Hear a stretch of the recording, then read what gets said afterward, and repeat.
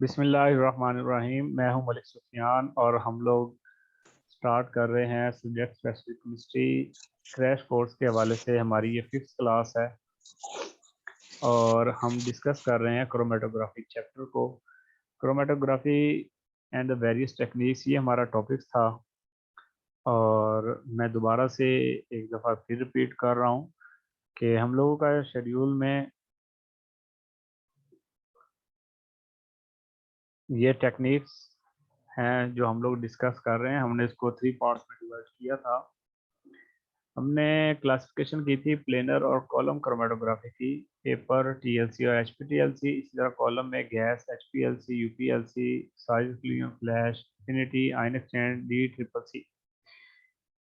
ये हमने 11 इसकी टाइप्स हमने डिवाइड की थी क्रोमेटोग्राफी की। इसको हम लोगों ने कुछ हमने डिस्कस किया था।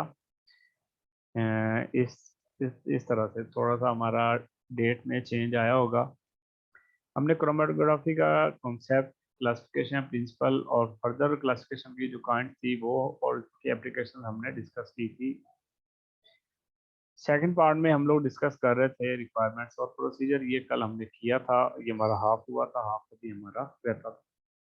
तो आज के दिन हम वो हाफ कंप्लीट करेंगे। मेरे ख्याल में ये क्रोमेटोग्राफी का इतना सेक्शन इतना हमने कर लिया है, इसी को हम एवेलुएशन में और टेस्ट में शामिल करेंगे ताकि हमें ये अच्छे से तैयार हो जाए। कंपैरिजन हमारा फिर भी रह जाएगा क्योंकि कंपैरिजन पे काफ़ी काम होने वाला है। मैं चाहता हूँ कि हम बहुत ज़्यादा डिटेल में क्रोमेटोग्राफी को देख लें ताकि हमें जब हमारे ये लेक्चर्स हो जाएं क्रोमेटोग्राफी पर तो हमें क्रोमेटोग्राफी आसान लगने लगे, या हमें जब कभी हम क्रोमेटोग्राफी को पढ़ें तो वो हमें आसान वर्ड्स में समझ आ जाए। तो मेरी कोशिश इसमें ये रही है कि to the point, clear and cut, और कॉन्सेप्ट्स आपके क्लियर हो जाए। जब आपके कॉन्सेप्ट क्लियर हो जाएंगे तो हमें कोई से भी क्वेश्चन के आंसर देना और एमसीक्यू सॉल्व करना वो बहुत आसान हो जाता है। तो मैं इसी को लेकर चला हूँ और मैंने इसीलिए बहुत शॉर्ट और कंप्रीहेंसिव किस्म के मैंने लेक्चर दिए हैं मैंने आपको।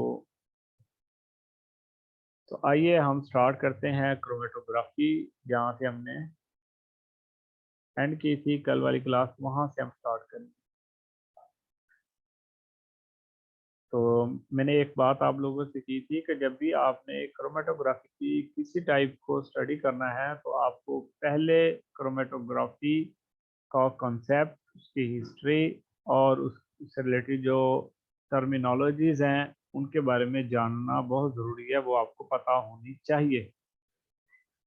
फिर आप कब कोई सी भी क्रोमेटोग्राफी की टाइप को स्टडी करेंगे तो आपको वो स्टडी करना बहुत ज़्यादा आसान लगेगा और आप आसानी से उसको समझ सकते हैं। तो हमने कल एंड किया था एचपीएलसी पर। एचपीएलसी की वर्किंग और उसका प्रोसीजर और रिक्वायरमेंट्स मैंने आपको कल कुछ बता दी थी। नेक्स्ट हम आज करेंगे यूपीएलसी। यूपीएलसी को डिस्कस करते हुए हम बहुत सारी चीज़ों को और भी देखेंगे।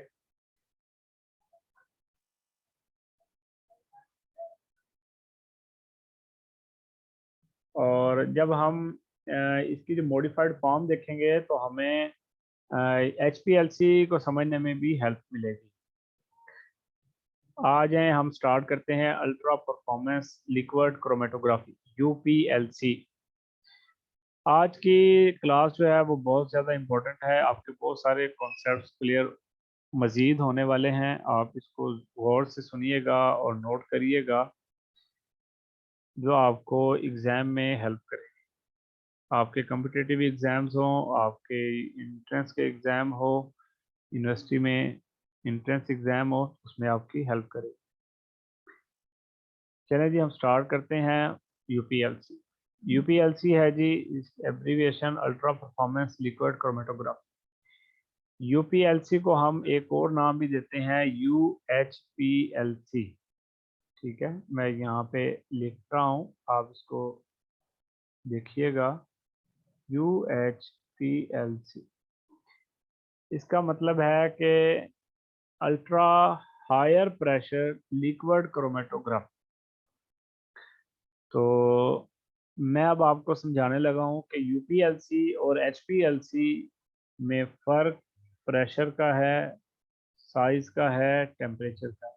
आप ये समझ लें कि मेन जो डिफरेंस है वो प्रेशर से रिलेटेड है। जो प्रिंसिपल एचपीएलसी का है सेम वही प्रिंसिपल यूपीएलसी का है। इसमें हम थोड़ी सी चेंजिंग करते हैं कॉलम में।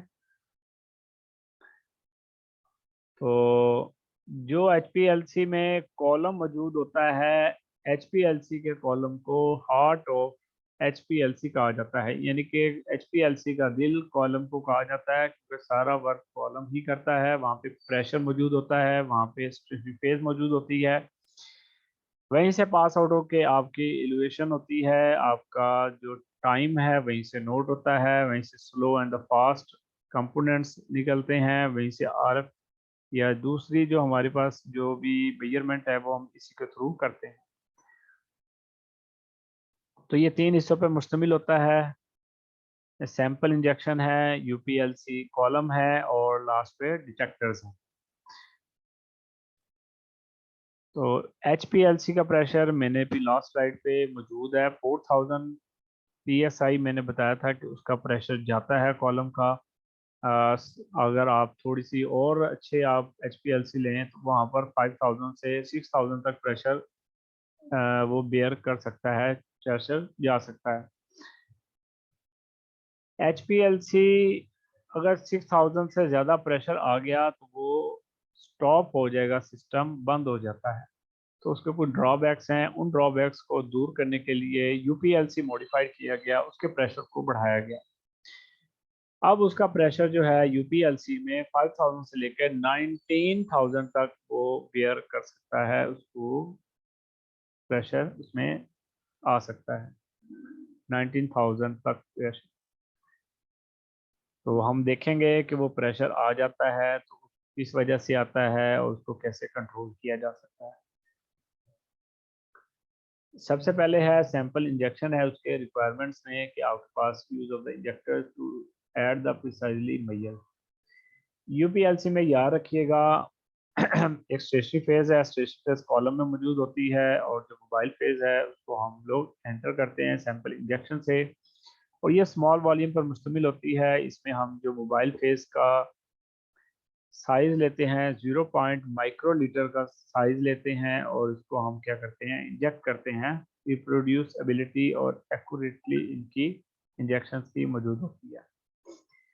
तो याद रखिएगा, अगर आपके पास मोबाइल फेस लेस विस्कस होगी तो वो आपके सिस्टम के लिए अच्छी होगी, गुड होगी, और आपका हाई प्रेशर पे नहीं जाएगा, नॉर्मल प्रेशर पर रहेगा। तो मोबाइल फेस का लेस विस्कस होना बहुत ज़रूरी है। अगर mobile face less viscous viscous हो भी जाती है तो फिर हम कॉलम में जो यूपीएलसी का कॉलम होता है उसका टेम्परेचर इंक्रीज करते हैं ताकि प्रेशर इंक्रीज ना हो।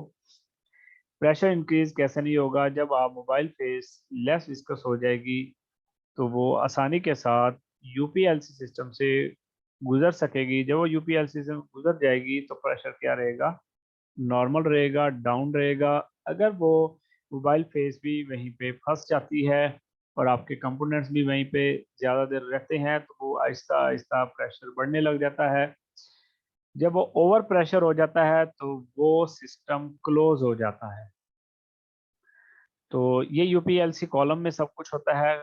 तो ये यूपीएलसी कॉलम हम देख रहे हैं, use for the UPLC have been developed and the manufacture water Acquity UPLC column, और इस तरह के बहुत सारे कंपनीज के कॉलम मौजूद होते हैं जो कि हम यूज़ करते हैं।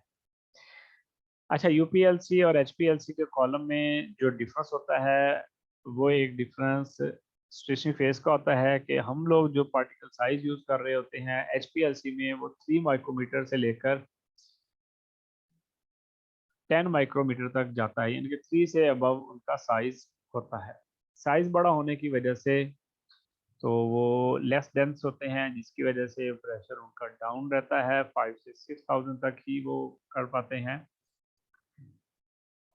जबकि यूपीएलसी में हम जो पार्टिकल साइज रखते हैं वो 2 माइक्रोमीटर से कम रखते हैं। साइज स्मॉल होने की वजह से वो बहुत ज़्यादा डेंस हो जाती है एरिया, और वो फुल पैक्ड होते हैं, कॉलम में डेंस होते हैं। जब मोबाइल फेज या कंपोनेंट मिक्सचर उसमें से पास आउट होते हैं,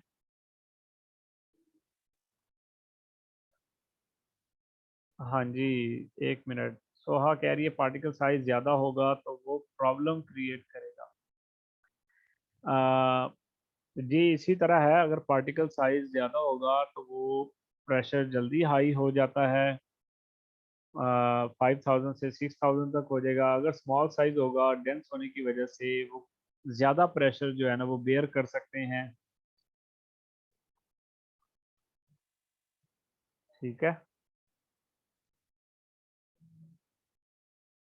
तो स्मॉल साइज यूपीएलसी में स्टेशनरी फेज का, जैसे हम सिलिका जेल ले रहे हैं या कोई और भी हम यूज़ कर रहे हैं, ठीक है, आगे हम इसको देखेंगे, बैक प्रेशर भी इंक्रीज हो जाएगा। जी लाजमी बात है, वो प्रेशर भी इंक्रीज हो जाएगा। तो वो प्रेशर हमने डाउन करने के लिए हम क्या करते हैं, यूपीएलसी में कॉलम में टेम्परेचर इंक्रीज करते हैं, 40 से 40 प्लस करेंगे, टेम्परेचर इंक्रीज होगा, आपके मोबाइल फेस की विस्कोसिटी क्या हो जाएगी, वो लेस हो जाएगी, तो वो आसानी के साथ स्ट्रेच फेस से पास आउट होगी। जब वो पास आउट होगी तो कंपोनेंट मिक्सचर भी साथ ही पास आउट होंगे। जितना टाइम ज़्यादा यूपीएलसी कॉलम में कंपोनेंट मिक्सर और मोबाइल फेस लगाएंगे तो वो क्या करेंगे, उसका प्रेशर इंक्रीज होना शुरू हो जाएगा, यहाँ तक के सिस्टम स्टॉप हो जाएगा। सिस्टम स्टॉप होने की वजह से प्रॉब्लम्स पेश आते हैं, तो हम उससे बचने के लिए हम यूपीएलसी कॉलम का टेम्परेचर देखते हैं कि अगर प्रेशर बढ़ रहा है तो हम लोग टेम्परेचर इंक्रीज कर देते हैं। तो ये यूपीएलसी और एचपीएलसी में काम आने वाली चीज़ें हैं कि आपको इन्हीं के ऊपर काम करना होता है। आपने कॉलम पे काम करना होता है, आपने प्रेशर पे और टेम्परेचर पे काम करना होता है, आपने केमिस्ट्री समझनी होती है कि हम लोग जो भी सैंपल ऐड कर रहे हैं वो किस तरह का है, हमने जो स्टेशनरी फेज ली है उनका साइज क्या है, दोनों के ऐड होने से क्या क्या प्रॉब्लम्स आगे पेश आ सकते हैं, फ़ायदा होगा, नुकसान हो सकता है। तो उससे बचने के लिए केमिस्ट काम करते हैं अपनी थ्योरीज़ पर, और थ्योरीज़ को अच्छा करके वो उसको अच्छे से ऑपरेट करते हैं। ये एक यूपीएलसी सिस्टम है और ये मैस स्पेक्ट्रोस्कोपी के साथ इसको अटैच किया गया है। ये वाली आप डायग्राम देखिएगा, इसमें सॉल्वेंट सैंपल है, इसको हम ऐड कर रहे हैं, यहाँ से सॉल्वेंट रिजर्वायर है, हाई प्रेशर पंप है, पंप के ज़रिए से हम इसको सैंपल को जो मोबाइल फेज है उसको ऐड कर रहे हैं। ये ठीक है, ये यूपीएलसी एनालिटिकल कॉलम है, यहाँ पे स्टेशनरी फेज मौजूद होगी, यहाँ से सैंपल इसमें ऐड होगा, यहाँ पे मोबाइल फेज आएगी, वो उसको लेकर के आएगी, इसमें से पास आउट होगी। यहाँ से फिर उसने क्या किया है, मैस स्पेक्ट्रोमीटर के साथ अटैच कर दिया है और आगे डाटा को लिया है। तो यूपीएलसी और मैस ये एक हाइब्रिड टेक्निक्स हैं जो यूज़ की जाती हैं डिफरेंट किस्म के प्रोसेस के लिए। इसमें भी सेम इसी तरह का प्रोसेस है, ठीक है, कि आपको यूपीएलसी और एमएस को आपस में मिक्स करके क्या जी अपनी रिजल्ट्स को मज़ीद बेहतर किया जाता है, अच्छे रिजल्ट हासिल किए जाते हैं। इसका प्रोसीजर मैंने आपको वैसे बता दिया है, यहाँ से वो एक नाम दे रहा है कि यूपीएलसी जो काम करती है वो वैन डिम्टर प्रिंसिपल पे काम करती है, वैन डिम्टर इक्वेशन है। तो वैन डिम्टर इक्वेशन क्या होती है, इसको अगर आप समझ लेंगे तो आपको यूपीएलसी का मैंने इस समझा दिया है, वर्किंग समझा दी है और इंस्ट्रूमेंट्स भी आपको साथ ही समझ लग गए हैं। तो आइए मैं आपको वैन डिम्टर इक्वेशन बताता हूँ, तो आपको ये चीज़ें समझ आ जाएंगी कि ये वैन डिम्टर इक्वेशन पे किस तरह से काम करता है। वैन डिम्टर इक्वेशन है, ये मौजूद है, H is equal to A plus B over mu plus C dot u. A यहाँ पर रिप्रेजेंट कर रहा है मल्टीपल पास टर्म्स हैं, इसको हम एडी डिफ्यूजन का नाम भी देते हैं। बी और यू है, ये लॉन्गिट्यूडनल डिफ्यूजन टर्म है, और सी यू आपके पास है मैस ट्रांसफर टर्म या finite equilibrium term time, mass transfer kinetics, ठीक है, of the analytes between the mobile and the station. Mass transfer की यहाँ पर ये देखें डेफिनेशन से ही बताई गई है कि एनालाइट जो ट्रांसफर होता है वो between the mobile and the station phase में होता है। C is often split in one factor for the stationary phase and one from the mobile phase. वो कहता है जो सी फैक्टर है यानी कि जो मैस ट्रांसफर है ये दोनों पार्ट्स में डिवाइड होता है, स्टेशन फेज में भी जाता है और मोबाइल फेज में भी जाता है। आइए हम देखते हैं कि मैं मल्टीपल पार्ट टर्म्स किस तरह से मौजूद होती है। यहाँ पर आप देखिएगा मल्टीपल पार्ट्स हैं, ये कॉलम पैकिंग है, यहाँ पे इसी तरह रेजरवायर है, पंप है, इंजेक्टर है और ये कॉलम है। इस कॉलम में ये जो स्टेशनरी फेज है ये इस तरह से पैक्ड है, आपको नज़र आ रही होगी। यहाँ से देखिएगा आपके पास जो मैस कंपोनेंट्स हैं ये डिफरेंट पाथ्स के थ्रू जो है ना वो एंटर हो रहे हैं स्टेशनरी फेज में, और वो एक रेड है और एक ब्लू वे है। दो रास्ते हैं, दोनों रास्तों से ये गुजर कर ये इन्होंने इल्यूट होना है। आपने इस चीज़ को समझना है कि जब जितना ज़्यादा जो पार्टिकल साइज है अगर ये यूनिफॉर्मली इसमें मिक्स नहीं है, इरेगुलर फॉर्म में है, कोई स्मॉल है कोई बिग है, तो आपके पास क्या होंगे, कहीं पर खला बन जाएगा और कहीं पर आपस में मिक्स होंगे खला। तो जो जो मॉलिक्यूल्स रास्ता होने की वजह से यहाँ से गुजर जाएंगे उनका, ठीक है, गुजर जाएंगे, उनकी वजह से प्रेशर क्या होगा, वो लो हो जाएगा, यानी कि वो आसानी से गुजर जाएंगे। अगर वो यहाँ पर पैक्ड हो जाते हैं तो उनकी वजह से प्रेशर क्या हो जाएगा, वो हाई हो जाएगा। तो यहाँ पर मल्टीपल पाथ्स का ये मतलब है कि अगर आपके कॉलम में यूनिफॉर्मिटी नहीं है तो आपके पास जो डिफ्यूजन होता है वो कहीं पे फास्ट और कहीं पे स्लो होगा। तो इसको हम मल्टीपल पास का इफेक्ट कहते हैं, एडी डिफ्यूजन का नाम दिया जाता है। और डिफरेंस इस तरह के बुक्स में मुख्तलिफ नाम आपको मिल जाएंगे, पर आपको केमिस्ट्री ये समझनी होती है कि कॉलम में स्टेशनरी फेज की जो पैकिंग है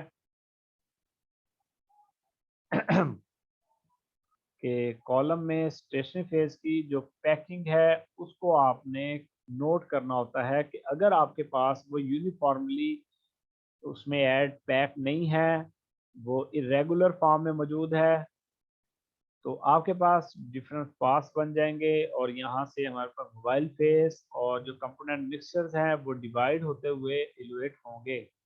कोई जल्दी पास हो जाएगा, कोई लेट पास होगा, तो किसी को टाइम ज़्यादा लगेगा और किसी को कम टाइम लगेगा। स्टेशनरी फेज जो हम प्रेफर करते हैं सोहा, वो आपके एनालाइट के ऊपर होता है कि आप जो सैंपल ले रहे हो वो किस से रिलेटेड है। तो हम ये ज़्यादातर सैंपल बेस के ऊपर हम सिलेक्ट करते हैं। सिलिका जेल हो सकती है या आपकी कोई भी पॉलीमर फॉर्म में मौजूद होती है, ठीक है। आ जाएं नेक्स्ट, यहाँ पर है जी रेजिस्टेंस टू मैस ट्रांसफ़र है। मैं मैस ट्रांसफ़र पे ले आया हूँ। यहाँ पर देखिएगा मैंने एक डायग्राम यहाँ आपके सामने रखी है कि आपके पास मोबाइल फेज है और रास्ते में मौजूद है आपके कंपोनेंट मिक्सचर, तो आपने ऐड किया था। मोबाइल फेज जब कंपोनेंट मिक्सचर से गुजरेगी तो आपके पास जो कंपोनेंट मिक्सचर है ये टू पार्ट्स में डिवाइड हो जाएंगे। कुछ पार्टिकल्स या कुछ कंपोनेंट्स जो हैं वो डिस्ट्रीब्यूट होते हुए मोबाइल फेज में ऊपर की तरफ यानी कि मोबाइल फेज में चले गए हैं और कुछ आपके पास स्टेशनरी फेज के साथ इंटरेक्ट कर जाएंगे, ठीक है। जो आपको ये एक कर्व सी नज़र आ रही है कि आपके पास कुछ मोबाइल फेज में चले गए हैं और कुछ आपके पास स्टेशनरी फेज की तरफ चले गए हैं। अगर आपके पास मोबाइल फेज की वेलोसिटी इंक्रीज करती है तो कंट्रीब्यूशन भी क्या होगा, ये ज़्यादा फैलेगा, मास ट्रांसफर जो है वो ज़्यादा डिवाइड होगा, डिस्ट्रीब्यूट होगा मोबाइल एंड स्टेशनरी फेज में। अगर वेलोसिटी कम होगी तो ये उसका आप उल्ट ले सकते हैं। और याद रखिएगा आपके पास यही वैन डिम्टर इक्वेशन है, ठीक है। मैं ऊपर की तरफ ला रहा हूँ दोबारा से। ये वैन डिम्टर इक्वेशन है, यही आपको बताती है कि पीक्स जो है वो किस तरह की बन रही है। अगर आपके पास कॉलम से इलुएट बहुत फास्टली सैंपल कंपोनेंट्स निकल रहे हैं, तो आपके पास जो पीक बनेगी वो डाउन बनेगी। अगर आपके पास लेट निकल रहे हैं, टाइम ज़्यादा लग रहा है, रिटेंशन टाइम ज़्यादा है, कॉलम में स्लो है वर्किंग, तो उनकी जो पीक होगी वो भी विड्थ और पीक उनकी क्या होगी, ब्रॉड होगी। तो वैन डिम्टर इक्वेशन के ज़रिए से हम पीक्स को भी डिस्क्राइब करते हैं, हम उसको एक्सप्लेन करते हैं। तो मल्टीपल पार्ट टर्म्स जिसको हम एडी डिफ्यूजन कह सकते हैं, ये लॉन्गिट्यूडनल डिफ्यूजन टर्म है। इसमें इरेगुलर फॉर्म में पैकिंग होती है, और जो लॉन्गिट्यूडनल डिफ्यूजन है इसमें रेगुलर यानी कि यूनिफॉर्मली मिक्सचर मौजूद होता है, और उस नतीजे में हम मास ट्रांसफर को देखते हैं। तो ये सारी चीज़ें हम इसमें डिस्कस करते हैं। ठीक है, कभी अगर हमें मौका मिला तो हम इसको और डिटेल से प्रैक्टिकल की फॉर्म में हम इसको देखेंगे कि कैसे हम वन बाय वन हर चीज़ को चेक करते हैं और हम कैसे मालूम करते हैं। आज हम नेक्स्ट चलते हैं, वैन डिम्टर इक्वेशन से आगे की तरफ जाते हैं। फ्लैश क्रोमेटोग्राफ, ये हमारे पास यूपीएलसी था। आप यूपीएलसी को बहुत क्रिटिकली देखिएगा, आपको समझने में मदद मिलेगी। फ्लैश क्रोमेटोग्राफी में ये चीज़ें मौजूद होती हैं। पंप सिस्टम होता है, पंप कंट्रोलर है, मुख्तलिफ किस्म के पंप्स हैं, वैक्यूम पंप हो सकता है, तो ये स्टैटिक पंप हो सकता है, सैंपल इंजेक्शन सिस्टम है, ग्लास कॉलम्स हैं, फिलिंग सेट्स है, कॉलम वॉल्स हैं, प्री कॉलम्स हैं, फ्रैक्शन कलेक्टर है, डिटेक्टर्स है, और चार्ट रिकॉर्डर है, कंप्यूटराइज एलसीडी डिस्प्ले है। ये आपके सामने ये चीज़ें मौजूद हैं। ये आप फ्लैश क्रोमेटोग्राफी को देख सकते हो, ये इस फॉर्म में मौजूद है। ये रिक्वायरमेंट्स हैं, ये इन चीज़ों का होना हमारे पास ज़रूरी है। आज हम फ्लैश क्रोमेटोग्राफी को मज़ीद देखते हैं।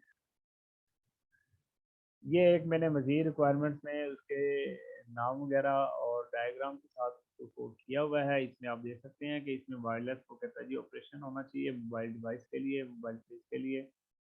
Real time solvent level level monitoring होनी चाहिए कि सॉल्वेंट लेवल भी आपको पता होना चाहिए, यानी कि कोई आपके पास वहाँ पे रूल लगा होगा जिसकी मदद से आप उसका लेवल चेक कर सकते हैं। मैक्सिमम प्रेशर होना चाहिए वो 5000 सही है। ये आपके पास सॉरी यहाँ पे फ्लैश क्रोमेटोग्राफी के साथ भी यूपीएलसी लगा हुआ है, इसको हम ख़त्म कर देते हैं।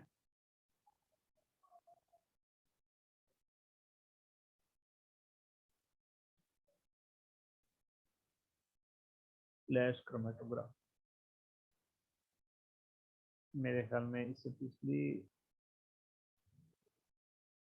ये ख़त्म है, यहाँ पे रहता है।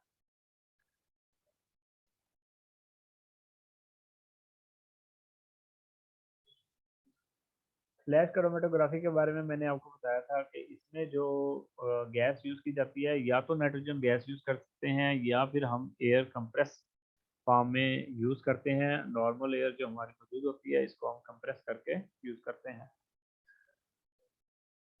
इसी तरह ऑटोमेटिक फ्रैक्शन कलेक्टर होता है, 200 to 800 nanometer UV visible detector इसमें यूज़ करते हैं हम। याद रखिएगा, हम जो डिटेक्टर्स और यूज़ करते हैं ये भी हम सैंपल बेस के ऊपर यूज़ किए जाते हैं। डिफरेंट किस्म के डिटेक्टर मौजूद होते हैं जो कि डिफरेंट फंक्शन करते हैं, डिफरेंट सेपरेशन में हेल्प आउट करते हैं, और डिफरेंट एप्लीकेशंस होती हैं उनकी। इसी तरह हम एयर पंप यूज़ करते हैं, जो मैं आपको बता रहा था कि एयर हम यूज़ करते हैं और रेजिडुअल सॉल्वेंट्स के लिए। बाइनरी क्वार्टरली सॉल्वेंट इल्यूशन होती है कि आपके पास वेस्ट है वो आप कहाँ पे कलेक्ट करते हैं। फ्लैश क्रोमेटोग्राफी के लिए जो वर्किंग प्रिंसिपल है, ये प्रोसीजर है, उसमें हम कॉलम को प्रिपेयर करते हैं। फिर हम जो इल्यूट होने वाला कॉलम है हम उसको रेडी करते हैं।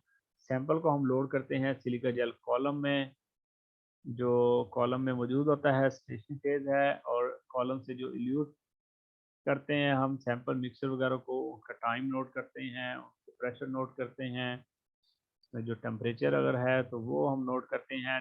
हम डिटेक्टर चेक करते हैं कौन सा है। सेकंड इल्यूशन सॉल्वेंट के साथ हम उसको कंपेयर करते हैं, एनालाइज करते हैं हम उन फ्रैक्शंस को जो हमारे पास हासिल होती हैं कंप्यूटर में डिटेक्टर्स में। तो ये फ्लैश क्रोमेटोग्राफी का ये प्रोसीजर है, ये बहुत ही फास्टली हमें एनालिसिस देता है। फ्लैश का मतलब होता है आनन फानन, यानी कि बहुत फास्टली ये देगा। आ जाए नेक्स्ट, हमारे पास क्रोमेटोग्राफी की टाइप्स है 7 आयन एक्सचेंज क्रोमेटोग्राफी, इसका मैंने आपको प्रिंसिपल बताया था। नेक्स्ट हम देखते हैं कि इसके रिक्वायरमेंट्स क्या हैं। यहाँ पर रिक्वायरमेंट्स आएगी, इसको मैं साथ साथ प्रूफ कर लेता हूँ, कुछ मेरे से करेक्शन रह गई है। रिक्वायरमेंट्स हैं, तो ये रिक्वायरमेंट और प्रोसीजर अगर आप याद करेंगे तो आपको याद करने में आसानी होगी, समझने में। मैंने जिस तरह से क्लासिफिकेशन करने की कोशिश की है, डिवाइड किया है क्रोमेटोग्राफी को, उससे ये था कि हमारा ये टॉपिक बार बार रिवाइज हो। अगर मैं एक ही चीज़ को लेके मैं ख़त्म कर देता कि पहले एक ही टाइप ली और उसको मुकम्मल ख़त्म कर दिया, तो हो सकता है कि वो टाइप आपको दोबारा डिस्कस ना होती। लेकिन ये 3 दफ़ा करने का फ़ायदा ये है कि 4 दफ़ा हमें इसको डिस्कस करने का फ़ायदा ये होगा कि हमें बार बार वो क्रोमेटोग्राफी जो है ना वो अज़बर हो जाएगी, मेमोरी में बैठ जाएगी कि हमने ये 4 दफ़ा जो है ना इसको डिस्कस किया है, सर ये बार बार बात करते थे इस टॉपिक पे, इसका नाम लेते थे, ये चीज़ें आती थी। तो इस तरह से आपको जो है ना वो ज़हन नशीन होगी। मैंने अपनी एक कोशिश की थी कि इसको हेल्प करने के लिए हमें क्या टेक्निक यूज़ कर सकते हैं, तो मैंने इस टेक्निक को ज़्यादा पसंद किया था कि हम तो ज़्यादा बार डिस्कस कर सकें। आयन एक्सचेंज क्रोमेटोग्राफी को हमने डिस्कस किया था पहले, इसकी प्रिंसिपल और इसकी जो है एप्लीकेशन को। इसमें हम अब देख रहे हैं पंप है, इंजेक्टर है, कॉलम है, सप्रेसर है, डिटेक्टर है। तकरीबन एक जैसी क्रोमेटोग्राफी की रिक्वायरमेंट्स होती हैं। इसमें जो फ़र्क आता है वो या तो कॉलम्स में आता है या स्टेशनरी पेज में आता है, इन चीज़ों में फ़र्क आता है। आपको मालूम है कि हम जो स्टेशनरी पेज लेते हैं वो एक रेजन लेते हैं, आयन एक्सचेंज रेजन होता है। कल मैं बता रहा था कि वो कैटानिक और एनानिक रेजन हो सकते हैं, और कैटानिक में मतलब होता है कि उसमें एनाइन पार्टिकल्स हैं, और एनाइन में मतलब होता है कि उसमें कैटाइन पार्टिकल्स हैं। दोनों ऑपोजिट जो कंपोनेंट होंगे इन मिक्सचर में उसको क्या करते हैं, अटैक करते हैं, और इस तरह की चीज़ों को हम polar non polar compound, polar compound के लिए यूज़ करते हैं, और ये डिफरेंट किस्म की लेबॉरेटरीज में हमें हेल्प आउट होते हैं। तो ये एक डायग्राम से भी दी गई है, इसमें भी आपको ये दिखाया गया कि कॉलम में रेजन जो है वो फिल है, और आपने एक सैंपल को उसमें ऐड किया है एक फनल की मदद से, और वो वहाँ से पास आउट होके आपने डिफरेंट ट्यूब्स रखी हैं। तो उसमें क्या है जी, वो आपके पास सैंपल जो वो इल्यूशन है वो कलेक्ट हो रहा है। यूपीएलसी का प्रोसीजर, सॉरी आयन एक्सचेंज का ये प्रोसीजर है। इसको देखिएगा कि सॉल्वेंट लेजर वायर के ज़रिए से हम इसको ऐड कर रहे हैं। ये हमारे पास प्रेशर और फ्लो इंडिकेटर है। यहाँ से हम इंजेक्ट कर रहे हैं मोबाइल फेज को, यहाँ सैंपल ऐड होके हमारे पास इसमें प्रेशर की मदद से और मोबाइल फेज में ऐड होती है, और ये कॉलम में मौजूद हैं, आयन एक्सचेंज रेजन मौजूद हैं। और आप देखेंगे कॉलम से ये होते हुए ये आपके पास सेपरेट आउट होते हुए यहाँ पर ये येलो और ग्रीन कलर के हमारे पास सेपरेट हो गए हैं। सेपरेट होने के बाद ये हमारे पास डिटेक्टर पे आ जाएंगे, और फिर हम उसकी डाटा प्रोसेसिंग के जरिए से हम उसका ग्राफ वगैरह या जो भी हार्ड फॉर्म में लेना चाहें फिर हम ले सकते हैं।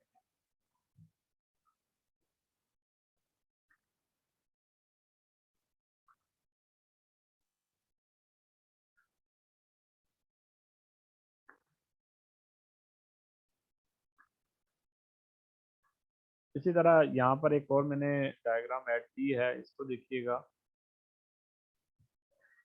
आयन एक्सचेंज रीजन की ये हमारे पास मैंने कुछ स्टेजेस बनाई हैं, 5 स्टेजेस हैं। इनिशियल स्टेज पर आपके पास ये मौजूद है counter ions in the initial buffer solution है। यहाँ पर आपके पास ये पॉजिटिव आयंस हैं और ये नेगेटिव आयंस हो सकते हैं। ये सैंपल इसमें ऐड हो गया है। ये अब आपके पास क्या है जी, ग्रीन कलर और ये येलो कलर एक साइड पे हो गए हैं, और ये ग्रीन कलर के एक साइड पर हो गए। एब्जॉर्प्शन हो रही है टारगेट आयंस पर, कि आपके पास ये जो ब्लू कलर के थे वो यहाँ पर, यानी कि ये आपके अगर नेगेटिव आयंस हैं तो ये यहाँ पर ऐड हो रहे हैं। इसी तरह इल्यूशन स्टार्ट हो जाती है, तो यहाँ देखिएगा ये ग्रीन कलर के जो सीक्वेंस में मौजूद थे, अब सीक्वेंस क्या है जी वो डिस्टर्ब हो जाएगी, और आपके पास जो रेड कलर के इस साइड में थे वो यहाँ पर आने स्टार्ट हो गए हैं, यानी कि एल्यूट हो रहे हैं, नीचे की तरफ आ रहे हैं। इसी तरह आप देखिएगा फिर येलो कलर के हैं, फिर ये जो ग्रीन कलर के, जो ये आपके पास ये ब्लू कलर के थे, ये भी यहाँ पर आ चुके हैं। तो इसी तरह आयन एक्सचेंज के साथ साथ वो जो आयन्स हैं वो आहिस्ता आहिस्ता क्या है जी वो नीचे आ जाते हैं। तो ये दोबारा से हम फिर इसको यूज़ करते हैं, तो ये प्रोसेस हमारा दोबारा से जारी रहता है। ये आयन एक्सचेंज रिजन का मैंने प्रोसीजर जो है वो रिटन फॉर्म में लिखा हुआ है, आप इसको देख सकते हैं। ये वही प्रोसीजर है जो मैं आपको समझाने की कोशिश कर रहा हूँ। ये ज़रा इंग्लिश में लिखा हुआ है, मैंने इसको ज़रा उर्दू में समझाने की कोशिश की है। ये मेरे ख्याल में ना, मैं जब वर्क करता रहा हूँ, स्लाइड्स बना रहा था, तो ये कॉपी थी और मैंने इसको दोबारा चेंज क्रोमेटोग्राफी तक चेंज कर लेता था, आगे चेंज मेरे से नहीं हो सकता। साइज एक्सक्लूजन क्रोमेटोग्राफी है, नेक्स्ट हमारी टाइप है, और इस टाइप को हम देख सकते हैं कि इसमें स्टेशनरी फेज है, मोबाइल फेज है, कॉलम है, पंप है और साइज एक्सक्लूजन क्रोमेटोग्राफी को हम जेल क्रोमेटोग्राफी का नाम भी देते हैं। इसमें जो स्टेशनरी फेज यूज़ करते हैं वो डेक्सट्रॉन जेल है, एगरो जेल है, एक क्राइलामाइड जेल है, ज़्यादातर हम एगरोज भी यूज़ करते हैं, और सिलिका, इस तरह बहुत सारी हम यूज़ कर सकते हैं डिफरेंट सैंपल्स की बेस के ऊपर। ये एक मैंने डायग्राम बनाई है, ये साइज एक्सक्लूजन क्रोमेटोग्राफी का ये असल पिक्चर है कि इस तरह की फॉर्म में हमें अवेलेबल होता है, और ये उसकी क्या जी एक फ्लो डायग्राम है कि किस तरह से वर्किंग हो रही है। आज हम आगे की तरफ देखते हैं, इसके प्रोसीजर की तरफ। इसके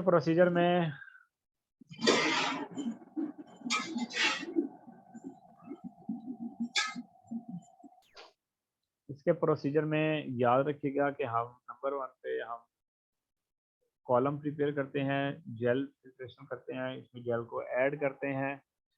जेल जो होती है वो आपके पास एगरोज या डिफरेंट फॉर्म में पाई जाती है। जैसे आपके पास डेक्स्ट्रॉन जेल हो सकती है, ये क्रालामाइड जेल हो सकती है। तो हम कॉलम को सेमी परमिएबल और जो पोलस पॉलीमर जेल जो होती है, इसकी मदद से हम उसको पैक कर देते हैं। पोर साइज हम चेक करते हैं कि किस पोर साइज की जेल हम ऐड कर रहे हैं। नेक्स्ट हम क्या करते हैं, हम कॉलम को वॉश करते हैं पैक करने के बाद, कि इसमें जो एयर बबल्स वगैरह हैं, ये कोई इस तरह की इम्प्योरिटीज हैं वो इसमें से निकल जाए, सिर्फ और सिर्फ जेल वहाँ पे मौजूद रहे। नंबर 2 पे हम क्या करते हैं, सैंपल को ऐड करते हैं कॉलम में एक सिरिंज की मदद से, और हम सैंपल और डिटेक्शन ऑफ कंपोनेंट्स को लास्ट में इल्यूटिंग जो हमारे पास होती है उनकी टाइमिंग के हवाले से, जो हमारे पास ग्राफ बन रहे होते हैं, हम उस हवाले से इसको चेक करते हैं।